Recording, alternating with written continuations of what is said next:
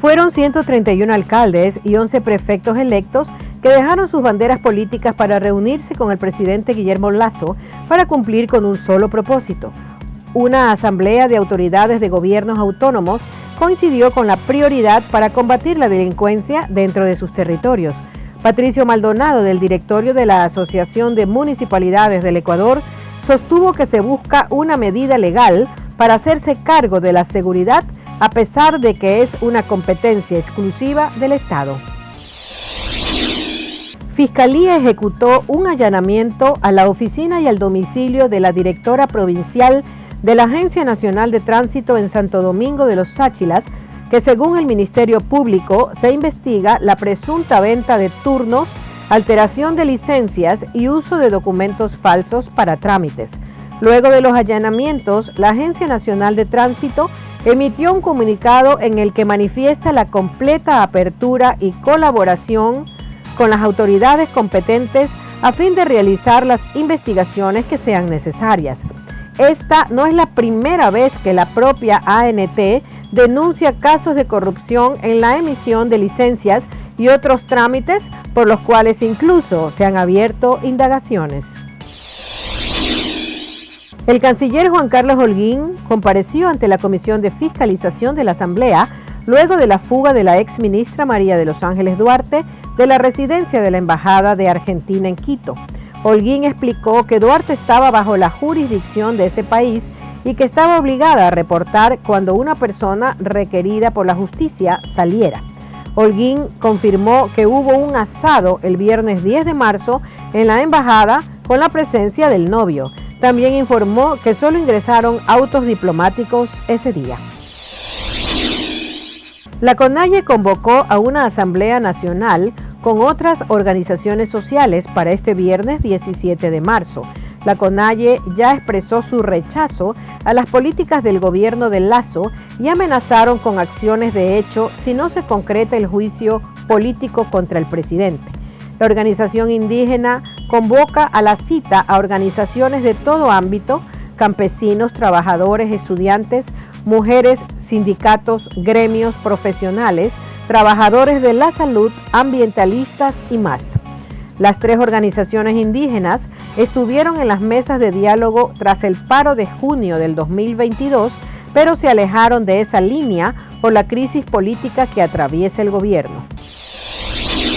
Santiago Gómez, de 52 años, realizaba unos arreglos sobre el techo de una vivienda cuando parte del cerro cedió y se le vino encima. La gran cantidad de tierra ingresó al inmueble, sepultó al hombre y a un niño de 5 años que lo acompañaba.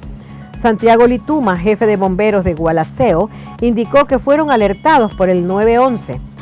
Se despachó un vehículo de rescate, una ambulancia y 4 bomberos. Se llegó al sitio y se comprobó que una persona no tenía signos vitales y un niño fue trasladado al hospital. Familiares de la víctima, minutos antes del accidente, habían salido de la casa para hacer unos trámites y al volver se encontraron con la amarga noticia. Ciudadanos fueron nuevamente víctimas de la delincuencia, ya que ladrones con armas de fuego les robaron $2,000 mientras conducían por una de las vías de la entrada a Machala. El hecho delictivo fue registrado por un teléfono celular y en las imágenes se puede ver a 2 antisociales que se trasladaban en una motocicleta, apuntando con pistolas a personas mientras exigían que les entreguen el dinero. Además, también se puede observar cómo los golpean y amedrentan mientras ejecutan el delito en contra de los ciudadanos que salían de una entidad bancaria. Ciudadano que transitaba por la Ruta Viva en Quito encontró los restos de una persona que estaba alrededor del kilómetro 7 y tenía varios días de descomposición.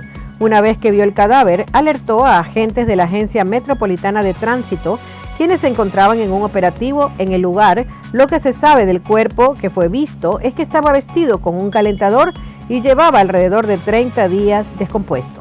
Los restos fueron levantados por Medicina Legal, quien se los llevaron para realizar los análisis competentes e identificar a quién le pertenecía. Se desconocen los motivos del deceso, como también la forma exacta en cómo fue abandonado el cuerpo en una de las vías de la carretera. Un hombre murió en un incendio suscitado la madrugada de este jueves 16 de marzo en Durán, provincia del Guayas. El fuego consumió 2 viviendas, la de la víctima y la de sus vecinos. Las llamas se habrían originado en la casa del ahora occiso, que aparentemente tenía una discapacidad intelectual, y el fuego rápidamente se extendió a otra vivienda que era de construcción mixta. En esta habitaban 6 personas, entre ellas 4 menores de edad. Bomberos de Durán acudieron a atender la emergencia con 6 unidades móviles. 6 delincuentes a bordo de motocicletas asaltaron a una pareja que retiró dinero de un banco en Machachi. Las víctimas son agricultores que, ante la difícil situación económica por la que atraviesan, pidieron un préstamo de $7,000 a un familiar que reside en los Estados Unidos para pagar deudas. Los delincuentes los atacaron con cuchillos y armas de fuego cuando salieron de la entidad financiera retirando el dinero. Juan Roldán, familiar de las víctimas, manifestó que le dispararon en la cabeza y lo intentaron acabar de una vez, pero no pudieron y están con graves heridas. El municipio registró el hecho a través de las cámaras de vigilancia y activó al grupo de agentes de control Pumas, el cual no utiliza armas de fuego. Solamente actúa como apoyo preventivo o atiende emergencias hasta que llegue la Policía Nacional. Mientras conducía su vehículo, el abogado de alias Finalín Isayayin, quienes pertenecen a la banda criminal de los Choneros en El Oro, fue asesinado bajo la modalidad de sicariato durante la noche del 15 de marzo. La víctima fue identificada como Patricio Pinzón, de 48 años, y se encontraba manejando por las calles Gran Colombia y Séptima Oeste cuando 2 sujetos que se movilizaban en una motocicleta lo interceptaron y comenzaron a dispararle. Los sujetos le dispararon al menos 8 veces y aún herido logró avanzar varios metros más, pero terminó estrellándose contra la pared de una casa y falleció.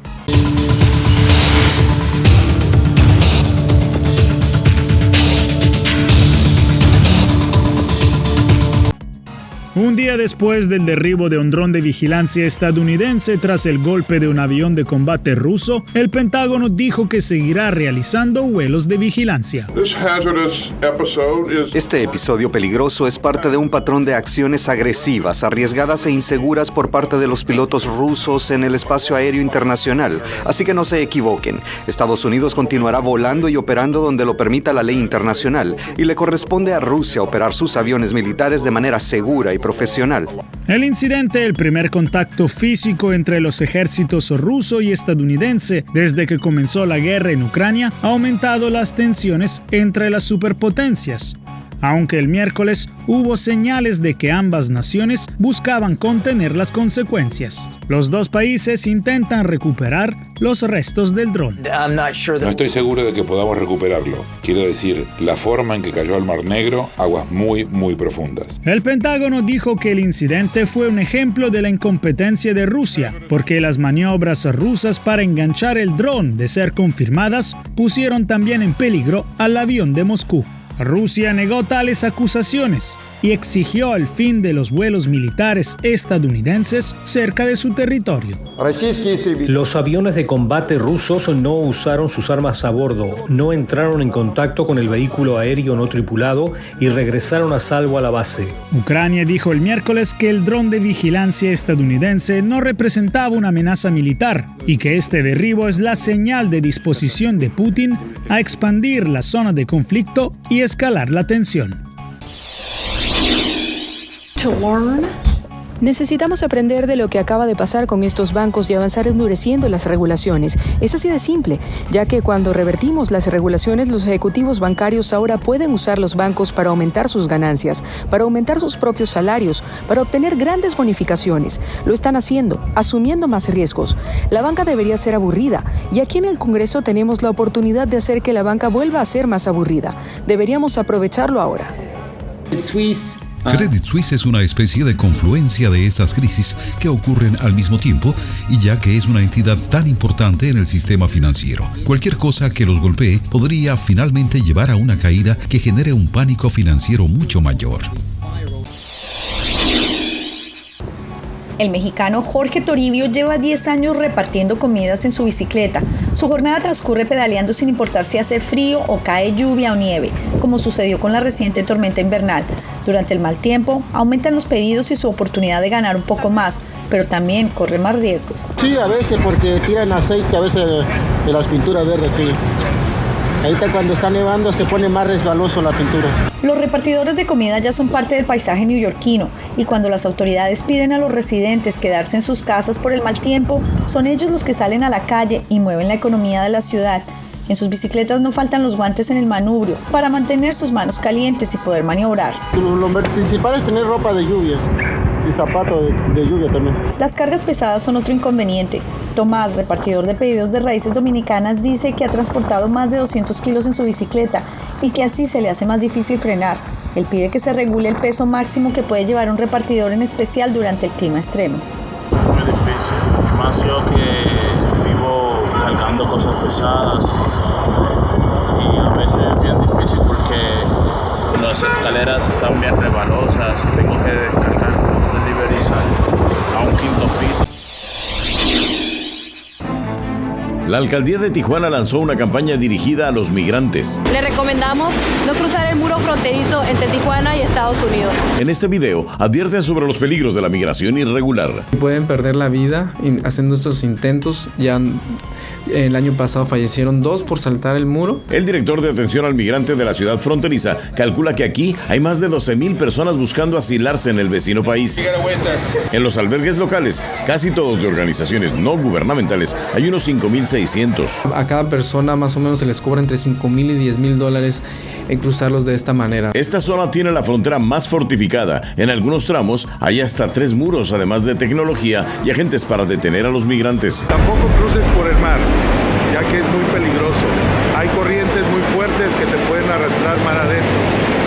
Esto ha cobrado ya 6 vidas. Un día después de lanzada la campaña, 8 personas murieron ahogadas en San Diego. Cruzaron en un par de embarcaciones rudimentarias llamadas pangas. Según autoridades norteamericanas, es la peor tragedia de este tipo en la región. Defensores de los migrantes reconocen la buena intención de la campaña, pero consideran que tiene sus riesgos. Puede ser que existan abusos, además de que no es atribución de la policía municipal, entonces pueden incurrir ahí en una serie de violaciones. La activista considera que los migrantes saben del peligro, pero con la frontera cerrada para el asilo y en su desesperación deciden enfrentarlo. Las historias de migrantes caribeños comienzan en el mar, en botes improvisados que intentan llegar a Estados Unidos en riesgosas travesías. Llegamos a 24 millas de Key West y entonces ahí se nos averió el motor. Y tuvimos que tirarlo al mar. Es el caso de 16 cubanos que se dirigían a la Florida. Luego de naufragar fueron rescatados por un crucero y llevados a Puerto Rico. Les juro, nosotros estábamos asustadísimos, pensábamos que íbamos a morir porque los barcos que pasaban no nos veían. En territorio estadounidense fueron conectados con un sacerdote haitiano que les brindó refugio en una parroquia donde pasan el tiempo entre música y juegos de mesa. El migrante trae una mochila llena de sueños que cuando llegó en la tierra americana, que debo hacer, yo lo ayudo para que pueda cumplir un poquito del sueño. A unos minutos, otro líder haitiano habilitó una residencia en San Juan para recibir a migrantes que son abandonados en islas inhabitadas. Yo lo tengo eso en la sangre, de ayudar a la gente en mi tierra, porque yo sufrí de lo que ellos están sufriendo. Algunos migrantes pagan hasta $10,000 para que los contrabandistas los transporten hasta Puerto Rico. Están eligiendo venir de la República Dominicana o Haití, en embarcaciones no aptas para navegar, lo cual es bastante peligroso, específicamente porque están cruzando mar abierto. En los primeros meses del 2023, la patrulla fronteriza interceptó a 642 migrantes que trataron de ingresar a Puerto Rico por vía marítima. El gobierno de Honduras reveló que buscará establecer una relación con China, así lo confirmó en Twitter la presidenta Xiomara Castro. He instruido al canciller Eduardo Reina para que gestione la apertura de relaciones oficiales con la República Popular China, como muestra de mi determinación para cumplir el plan de gobierno y expandir las fronteras con libertad en el concierto de las naciones del mundo, cita el Twitter. Desde la Cancillería aseguran que esta decisión busca que Honduras se posicione en nuevos mercados para generar mayor inversión en beneficio del pueblo hondureño. Y los beneficios que puedan darse para Honduras y para el pueblo hondureño, un país que necesita crecer económicamente, que necesita inversión. Y de hecho ya China es el tercer socio comercial de Honduras, sin necesidad de tener esa relación diplomática, ya es una realidad que tenemos. El gobierno de Castro había expresado su postura de mantener relación diplomática solamente con Taiwán, un territorio autónomo sobre el que China reclama soberanía absoluta. La Cancillería de Taiwán pidió a Honduras a no caer en la trampa de China y tomar la decisión errónea de dañar la larga amistad entre Taiwán y Honduras. El internacionalista Graco Pérez considera que la decisión de Castro es errónea. Están creando falsas expectativas y las implicaciones, por supuesto, porque usted cuando rompe una relación de este nivel con un país tan importante en el contexto internacional como Taiwán, en este momento geopolítico, entonces todas las piezas del tablero de las relaciones internacionales de Honduras se mueven y por supuesto va a existir un enfriamiento de las relaciones con Estados Unidos, con Europa. Honduras pasa a formar parte de la lista de países centroamericanos como Panamá, Costa Rica, El Salvador y Nicaragua, que rompieron con Taiwán para pasar a establecer relaciones con Pekín. Crisis diplomática tras la evasión de María de los Ángeles Duarte, quien ocupó importantes cargos durante el gobierno de Rafael Correa y que permanecía refugiada en la Embajada de Argentina en Quito desde el 20 de agosto de 2020, alegando una persecución política.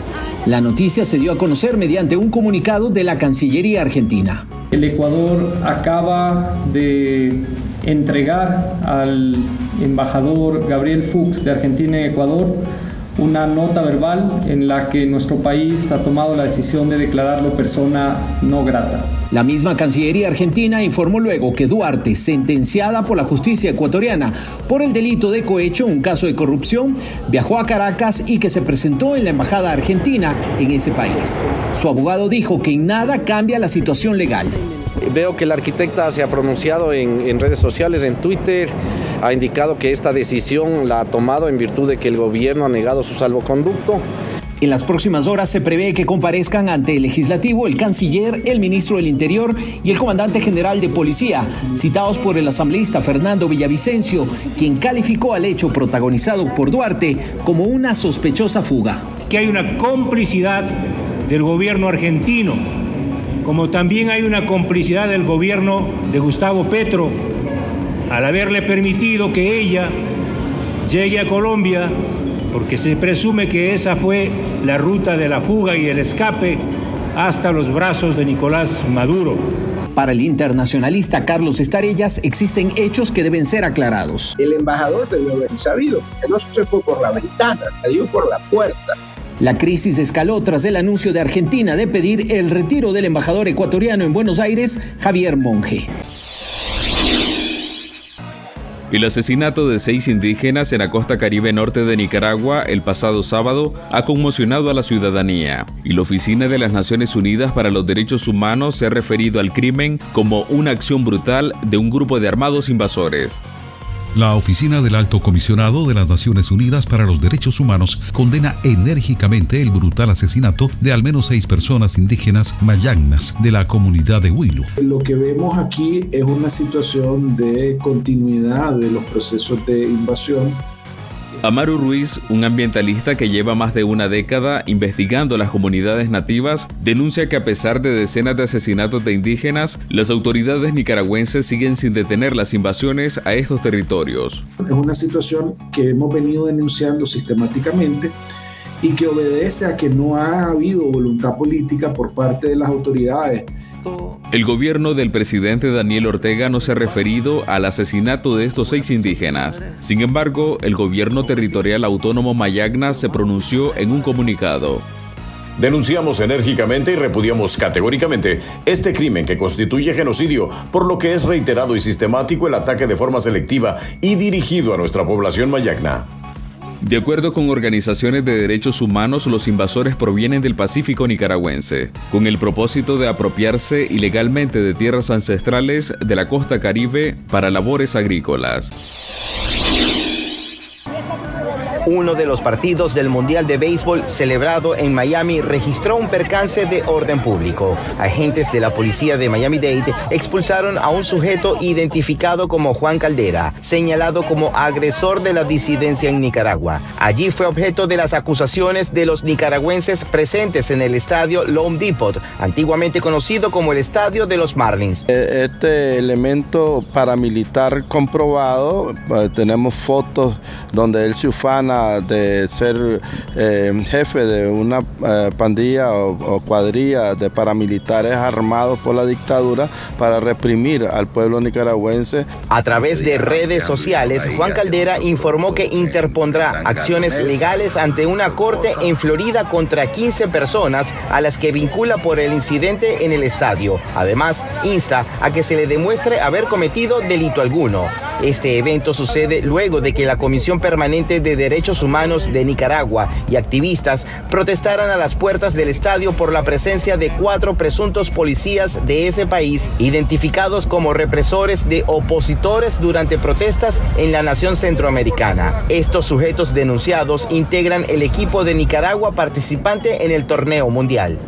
Tenemos evidencia fotográfica, hay evidencia de video, donde este comisionado de la policía y este paramilitar y estos oficiales del Frente Sandinista han cometido crímenes de lesa humanidad. La Voz de América solicitó un comentario al consulado de Nicaragua en Miami, pero no lo recibió de inmediato.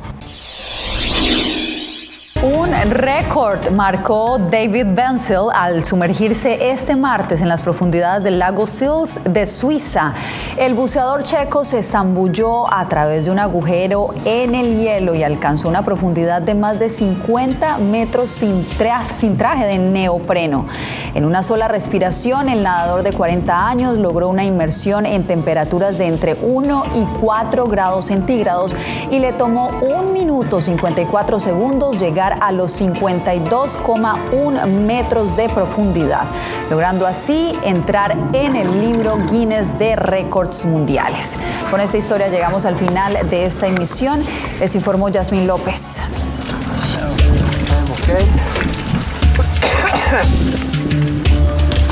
Hola.